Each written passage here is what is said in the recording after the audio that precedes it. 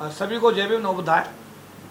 आज की इस प्रेस वार्ता में सभी हमारे पत्रकार बंधु जो बहुजन समाज की आवाज़ को दिन रात उठा रहे हैं, उनका सभी का हम साधुवाद करते हैं, अभिनंदन करते हैं। आज हमारे साथ महमूद प्राचा साहब जो हमारे सुप्रीम कोर्ट के वरिष्ठ अधिवक्ता हैं, और हमारे साथ एडवोकेट बी के गौतम जी, वो भी सुप्रीम कोर्ट में हमारे समाज के अधिवक्ता हैं। दोनों ही हमारे समाज की आवाज़ को सुप्रीम कोर्ट में बुलंद करने का बहुत अच्छा कार्य कर रहे हैं।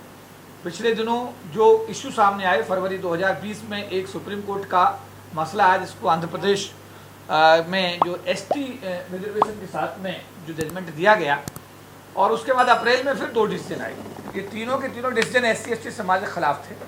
और साथ साथ अभी जो खुदाई हुई राम मंदिर के दौरान, राम मंदिर बनाने के दौरान, जो अभी लॉकडाउन के दौरान जो खुदाई हुई, उसमें जो बौद्ध अवशेष मिले, इन सब मुद्दों पर समाज में बड़ी चर्चा हुई। और all India federation of SC/ST organisations, जो कि एक एपेक्स बॉडी है, जैसा कि आप जानते हैं कि देश के सरकारी अधिकारी कर्मचारी संगठनों को जो लाखों की संख्या में एक ज़माने में हुआ करते थे, जैसा अभी हमारे प्राचा साहब बता रहे थे, एक ज़माने में संख्या 40 लाख हुआ करती थी। सरकार की गलत नीतियों के चलते हुए, सरकार की दलित विरोधी नीतियों के चलते हुए, SC/ST विरोधी नीतियों के चलते हुए आज ये संख्या 10 लाख पर आकर टिकी हुई है, और ये नीचे हर रोज घट जा रही है। सरकार के पास कोई एजेंडा ही नहीं है SC/ST के डेवलपमेंट के लिए। SC/ST के मसले को लेकर के सरकार बिल्कुल संवेदनहीन हो गई है। ये बड़े दुर्भाग्य की बात है। देश की 1/4 आबादी के बारे में अगर कोई सरकार संवेदनहीन हो जाए तो भारत राष्ट्र की विकास की अगर बात होती है तो पुत्र बेईमानी है।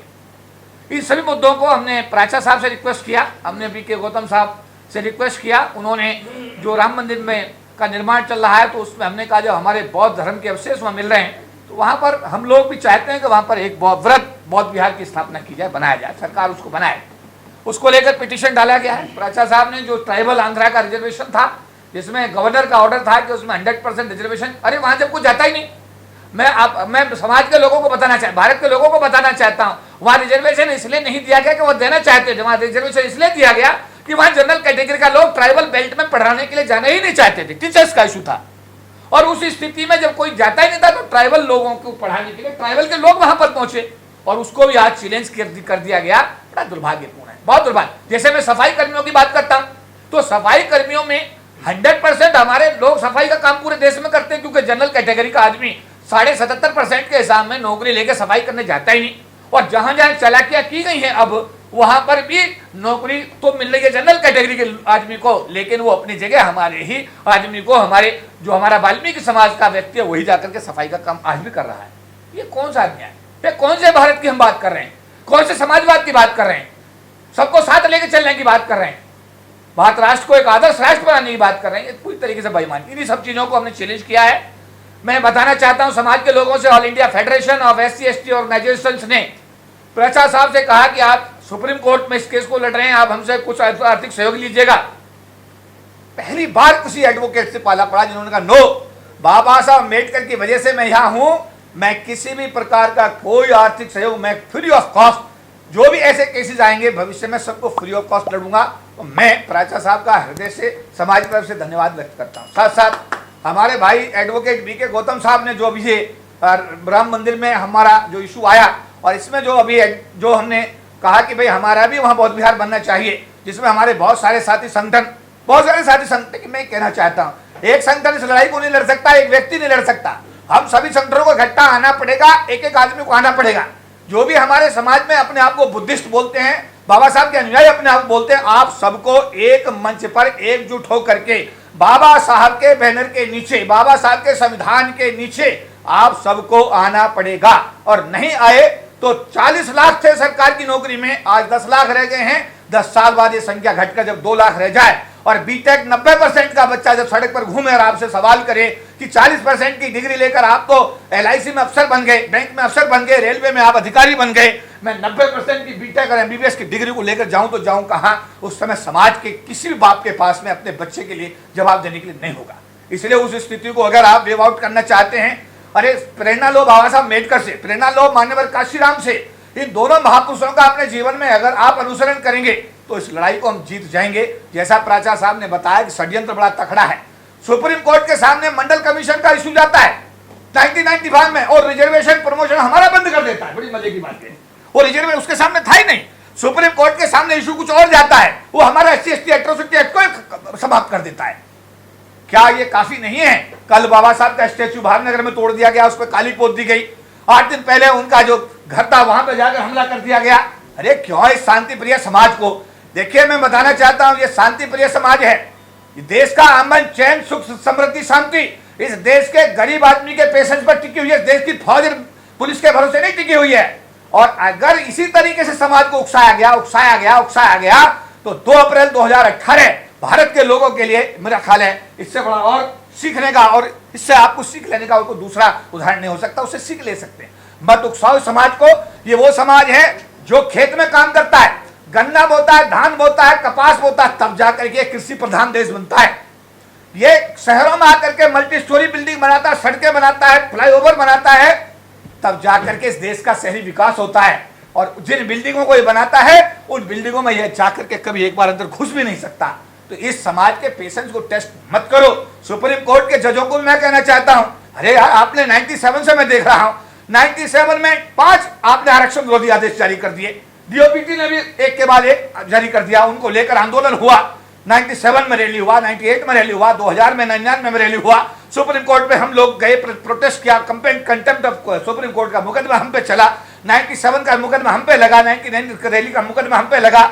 दुनिया भर के मुकदमे हम लोगों ने झेले। जो लोग इधर बैठे हुए हैं, इनका इतिहास एक दिन का नहीं है, दुनिया भर के संघर्ष इन लोगों के साथ जुड़े हुए हैं। तो मेरा निवेदन यह है कि मैं भारत के उन लोगों से अपील करना चाहता हूं जो देश का सौहार्द बिगाड़ना चाहते हैं, जो इस देश में बाबा साहब की स्टैच्यू के साथ छेड़छाड़ करके इस अम्बेडकर वादियों को सड़क पर लाना चाहते हैं। सब मत करो। ये आपके हक में जा सकता है, लेकिन भारत राष्ट्र के हक में बिल्कुल नहीं है। भारत राष्ट्र के अमन चैन को बने रहने दीजिएगा। मैं सुप्रीम कोर्ट के जजों से भी कहना चाहता हूं, अरे कुछ कम से कभी इस देश के गरीब लोगों के बारे में तो सोचिए। 97 से मुझे जहां तक याद है, एक भी डिसीजन सुप्रीम कोर्ट का SC/ST के पक्ष में मैंने आता दिखाई नहीं दिया। और अगर कोई एक आध बैंक जब हमारे बैंकों के साथियों ने लड़ा, वो मुकदमा, वो फैसला हमारे पक्ष में भी आया, उसका आज तक इम्प्लीमेंटेशन उसका हुआ नहीं। मेरा कहने का और फिर उसको सुप्रीम कोर्ट ने वापस ले लिया। तो मैं सुप्रीम कोर्ट से भी अपील करूंगा, भारत सरकार से भी अपील करूंगा, भारत में जो असामाजिक तत्व ऐसी हरकत करें उनसे भी अपील करूंगा कि देखिए, ये अमन, ये जो समाज है, ये बहुत ही शांति प्रिय समाज है। ये बाबा साहब को मानने वाला समाज है, बौद्ध धर्म को मानने वाला समाज है। ये भारत के विकास के लिए समर्पित है। ये मानते हैं कि देश हमारा है, हम आदिवासी हैं, मूल निवासी है, देश हमारा है। इसलिए हम अपने देश की संपत्ति को नहीं तोड़ सकते, हम अपने देश के खिलाफ सोच भी नहीं सकते। लेकिन उसके बावजूद अगर बाबा साहब के, अगर मान लिया जुड़ी हुई यादों को आप छेड़ेंगे, बाबा साहब के स्टैच्यू के साथ ये काम करेंगे, हमारे रिजर्वेशन के साथ छेड़छाड़ करेंगे, तो मुझे लगता है ये अति होगी। और ये अति अगर कल कुछ भी ऐसा होता है, उसके लिए आप लोग जिम्मेदार होंगे। SC/ST OBC माइनॉरिटी समाज उसके लिए बिल्कुल जिम्मेदार नहीं होगा। तो मैं एक बात पुनः प्राचा साहब का आभार व्यक्त करूंगा। मैं अपने छोटे भाई, बच्चे समान मेरा एडवोकेट जो हमारे हैं VK गौतम साहब, उनका धन्यवाद करूंगा कि आपने ये आवाज सुप्रीम कोर्ट में उठाई है। और मैं एक बात और कहूंगा समाज के लोगों से, अगर कोई देखे, अब इन केसों में पैसे की कोई जरूरत नहीं है, कोई पैसा मांगता बिल्कुल मत दीजिएगा। All India federation SC/ST organisation free of cost इन सारे मुकदमों को सुप्रीम कोर्ट में लड़ेगा, हाई कोर्ट में लड़ेगा। किसी भी समाज के किसी व्यक्ति से कोई पैसा नहीं है। अगर इन कोर्ट केसेस के नाम पर अगर समाज का कोई भी नेता आपसे पैसा मांगता, मेरी निवेदन है किसी को 5 पैसे मत दीजिए, क्योंकि ये भी एक बड़ा स्कैम है। इसके बारे में मैं ज्यादा नहीं कहना चाहता, लेकिन इसमें बड़ी पीड़ा होती है। मुकदमा कुछ और होता है, नेता कुछ और प्रेजेंट करता है। हम कह रहे हैं इस बात को हम लड़ेंगे, हम फेडरेशन लड़ेगा, समाज का पूरा सहयोग है। इसलिए मैं ये कहूंगा कि अगर कोई नेता आपके पास पैसा मांगने आए तो उससे कहोगे all India federation of SC/ST organisation इस केस को फ्री ऑफ कॉस्ट लड़ रहा है, इसलिए पैसे देने की किसी को आवश्यकता नहीं। तो मैं एक बात उन्हें बहुजन मीडिया के जामा साथियों का, हमारे मीडिया के जो साथी हैं, दिन रात विषम परिस्थितियों में भी आप लोग हमारी समाज की आवाज को आपने जिंदा रखा हुआ है, आपने समाज को एक नई ताकत दी है। मैं आपका अभिनंदन करता हूं, आभार व्यक्त करता हूं। और आज प्राचा साहब आए और एडवोकेट VK गौतम साहब आए, हमारे चीफ पैटर्न माननीय जोशी साहब, हमारे चेयरमैन इंजीनियर BS भारती साहब, हमारे पूर्व चेयरमैन हमारे अशोक कुमार साहब, हमारे कोषाध्यक्ष इंजीनियर हमारे ब्रजभूषण साहब, और विशेष रूप से आज हमारे बीच पधारे हैं अनुसूचित जाति जनजाति संसदीय कल्याण समिति यानी parliamentary committee on the welfare of scheduled caste scheduled tribes के ज्वाइंट सेक्रेटरी संयुक्त सचिव भारत सरकार आज हमारे बीच में DR शेखर साहब मौजूद हैं। हम उनका भी आज अभिनंदन करेंगे और एक बात उन्हें हम आप सबका आभार और धन्यवाद करें। सभी साथियों को जय भीम। हमारे माननीय जो एडवोकेट्स आज हमारे बीच में उपस्थित हैं, मैं उनका तहे दिल से शुक्रिया अदा करता हूं। और एक बात ही कहना चाहता हूँ, बाकी चीज़ें तो सब कही गई हैं, कि जो वक्त चुना गया है इन फैसलों को इम्प्लीमेंटेशन के लिए, शायद वो वक्त इस समाज के लिए, हमारे SC/ST समाज के लिए बहुत ही दुखदायी है। कोरोना काल चल रहा है, इस वक्त होना ये चाहिए था कि अगर डिसीजन देने की भी बारी आती तो सुप्रीम कोर्ट को कुछ संयम रखना चाहिए था। लेकिन जैसा कि शायद मैं तो खुल के कहना चाहता हूँ कि सुप्रीम कोर्ट जितने भी आदेश दे रहा है, चाहे वो पूर्ववर्ती सरकार थी, चाहे आज की जो सरकार है ये हो, ये सारे निर्णय सरकारों द्वारा दिए गए निर्देशों के तहत ही सुप्रीम कोर्ट अपने निर्णय दे रहा है। आज मैं एक बार फिर पुनः इस all India federation of SC/ST organisation के बैनर के नीचे इस देश की सरकार से और इस देश की जो सुप्रीम कोर्ट है उसके न्यायाधीशों से प्रार्थना करता हूं कि इस देश के अमन चैन को बनाए रखने के लिए ऐसे वक्त में ऐसे आदेश ना दें जिससे कि इस देश की 85% जो आबादी है उनको सड़कों पर उतरना पड़े। इस देश का अमन चैन बिल्कुल ख़त्म हो जाएगा, लोग कोरोना की परवाह न करते हुए सड़कों पर उतर जाएंगे। मैं एक बार फिर सबसे यही आग्रह है कि ये वक्त हमें एक साथ मिल करके लड़ने का है कोरोना से, ना कि इस देश की सरकार या सुप्रीम कोर्ट के न्यायाधीश। जय भीम। हमारे पूर्व chairman Ashok Kumar ji, railway Indian railway general secretary, माननीय अशोक कुमार। सभी साथियों को जय भीम। और ख़ास करके जो हमारे महबूब पारचा साहब जो सीनियर एडवोकेट सर्वोच्च न्यायालय से हैं, और गौतम जी जो हमारे सुप्रीम कोर्ट में हमारे मुद्दों को काफ़ी गंभीरता से देख रहे हैं, मैं उनका धन्यवाद करना चाहूँगा कि ये जो वर्तमान में जो माननीय सर्वोच्च न्यायालय ने जो डिसीजन दिया है, चाहे वो उत्तराखंड को लेकर के है, चाहे वो बाबरी मस्जिद को लेकर के है, चाहे वो तमिलनाडु के केस को लेकर के, आंध्र प्रदेश के केस को लेकर के है और हरियाणा के केस को लेकर के, इन सारी मुद्दों पर बड़ी गंभीरता से इन्होंने विचार किया है और प्रयास किया है all India federation of SC/ST organisation के चेयरमैन और प्रेसिडेंट ने कि इन सारे मुद्दों को संज्ञान लेते हुए हम सुप्रीम कोर्ट में अपील दायर करेंगे।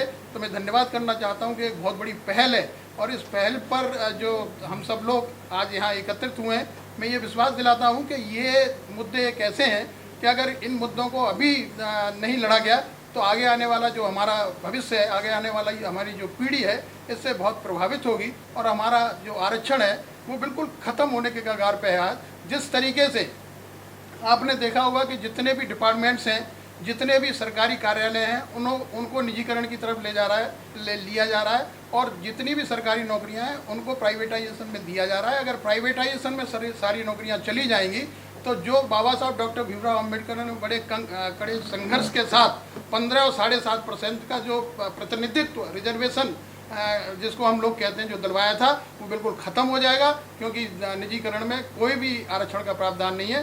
तो आज जिस मुद्दे पर ये all India federation of SC/ST organisation ने जो प्रेस कॉन्फ्रेंस बुलाई है, मैं उसको धन्यवाद करना चाहूँगा। खास करके मैं स्वागत करना चाहूँगा और विशेष आभार प्रकट करना चाहूँगा अपने पारचा साहब का, जो महबूब पारचा साहब हैं, जो सीनियर एडवोकेट हैं अभी के गौतम जी, कि आप इन मुद्दों पर बहुत गंभीर हैं और आप लोग यहाँ जो मीडिया, हमारे बहुजन मीडिया, जो विषम परिस्थिति में जो देश और दुनिया में जो हम कोरोना की महामारी से जूझ रहे हैं, आप इसका मुकाबला करते हुए हमारी आवाज़ को उठाने का काम कर रहे हैं। मैं आपको भी धन्यवाद देना चाहूँगा कि इस विशेष परिस्थिति में आप यहाँ पर एकत्रित हुए और हमारी आवाज़ को बुलंद करने के लिए आप यहाँ पर हमारे साथ हैं। धन्यवाद। जय भीम। हमारे चीफ पैटर्न जिनके संरक्षण में पूरा कार्यक्रम चल रहा है, यार जोशी साहब, आप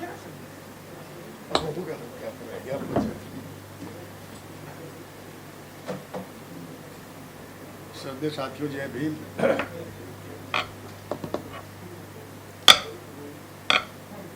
आज की जो ये कॉन्फ्रेंस थी स्पेशल, इसका मुद्दा ये था कि बढ़ते हुए सुप्रीम कोर्ट के जो आदेश आ रहे हैं वो टोटल इस तरह से आ रहे हैं कि जैसे कहीं कोई बैठा हुआ डायरेक्शन दे रहा है और सुप्रीम कोर्ट की कलम चल जाती है।